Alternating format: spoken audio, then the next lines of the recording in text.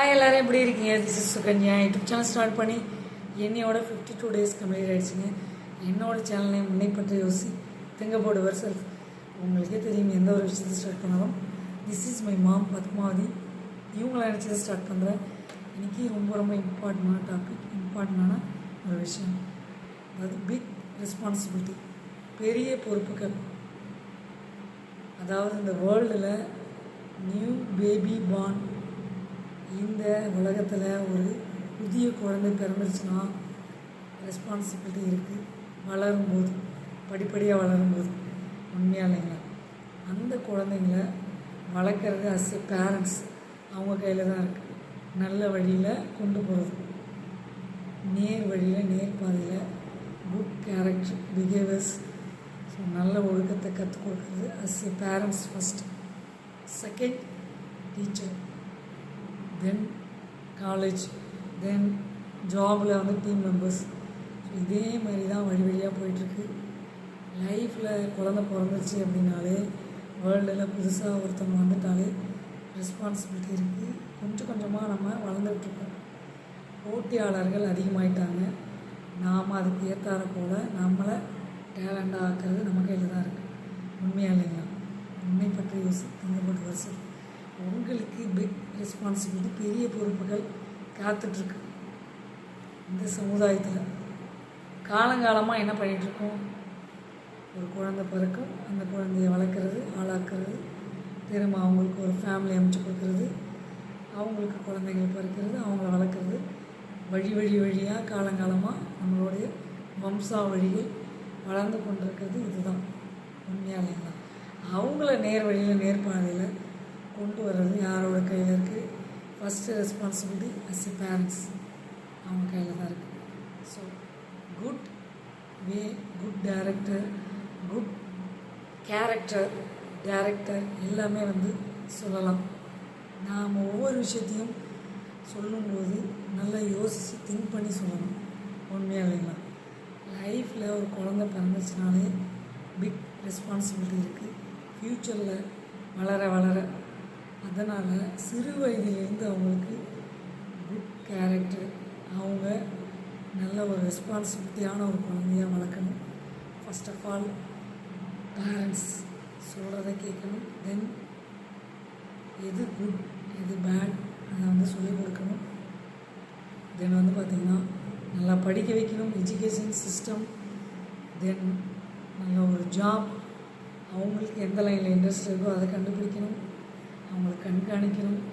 So இதுதான் நம்மளுடைய work, சரிங்களா? குறிப்பிட்ட ஸ்டேஜ் ஆனவுடனே அவங்க வந்து எது நல்லது எது கெட்டதுன்னு அவங்களே புரிதல் வந்துடும், அவங்களுக்கே அண்டர்ஸ்டாண்டிங் வந்துடும். அது வரைக்கும் நாம் பக்கப்பலமாக அவங்க என்ன பண்ணுறாங்க, எது பண்ணுறாங்க எல்லாமே வந்து கவனிக்கணும். பிக் ரெஸ்பான்சிபிலிட்டி, மிகப்பெரிய ஒரு பொறுப்பு. பூமியில் ஒரு குழந்தை பிறந்துச்சுன்னா அந்த குழந்தையோட எதிர்காலம் பேரண்ட்ஸ் கையில் இருக்குது. திங்க் பண்ணுங்கள். சின்ன சின்ன சண்டைகள் வீட்டில் போட்டுக்கிட்டு, ஸ்ட்ரகிள்ஸ், நிறைய குழப்பங்கள், இதெல்லாம் ஒரி பண்ணிக்காதீங்க. இருக்க போகிறது குறைவான நாட்கள். நம்ம எப்படி வளரணும், சமுதாயத்தில் விலைவாசிகள் கூடுது, எப்படி சம்பாதிக்கணும், சேமிக்கணும், ஃபேமிலி எப்படி ரன் பண்ணுறது, இதை பற்றி மட்டும் யோசிங்க, திங்க் பண்ணுங்கள். தேவையில்லாத சண்டைகளை போட்டு தேவையில்லாத மன உளைச்சலுக்கு ஆளாகாதீங்க. குடும்பம் என்றது ஒற்றுமை, ஒற்றுமையாக இருந்தால் தான் நல்லது. எல்லாருடைய தெய்வம் தேவை. சிறு தூரமும் பல்குத்த உதவும். எல்லாரோட தெய்வம் கண்டிப்பாக தேவை. முதல்ல ஒரு மனிதனுக்கு நல்ல ஹெல்த் இருக்கும், பெரிய சொத்து அதான், சரிங்களா? நோய் நொடி இல்லாமல் இருக்கிறது தான் பெரிய சொத்து. ரெண்டாவது சொத்து எஜுகேஷன். எஜுகேஷன் அவனுடைய தலையெழுத்து, அவனுடைய தலைவிதியை மாற்றக்கூடியது எஜுகேஷன் சிஸ்டம். ரெண்டாவது. மூணாவது ஜாப், ஒரு நல்ல பதவி போஸ்டிங்கில் இருந்தால் அவனுக்கு மரியாதை தானாக இருக்கும், வெற்றி. அப்புறம் மதிக்கணும் மற்றவங்கள, நல்லா மற்றவங்களுக்கு சப்போர்ட் பண்ணணும், பக்கபலமாக இருக்கணும், ஹெல்ப் பண்ணணும்.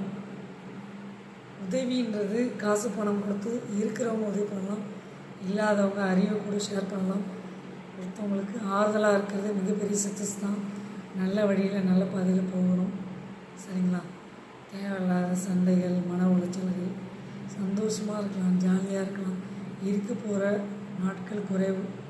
நாம் ஏதாவது கொண்டு போக போகிறோமா? இந்த உலகத்தை விட்டு போகும்போது ஏதாவது பாத்திரங்கள், பொருட்கள், நகை நட்டு, சொத்து மதிப்புகள், 10 வீடு பங்களா ஏதாச்சும் எடுத்துகிட்டு போகிற மாதிரியா இருந்தால் எல்லாத்தையும் ஃபைட் பண்ணிட்டு இருக்கலாம். எதுவுமே எடுத்துகிட்டு போக போகிறதில்ல.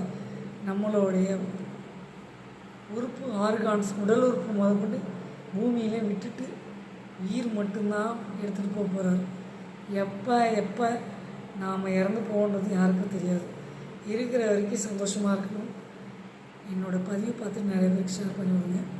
என்னுடைய ஆடியன்ஸ் கவலையில் இருந்தாங்கன்னா இந்த பதிவை பார்த்துட்டு கவலைப்படாதீங்க.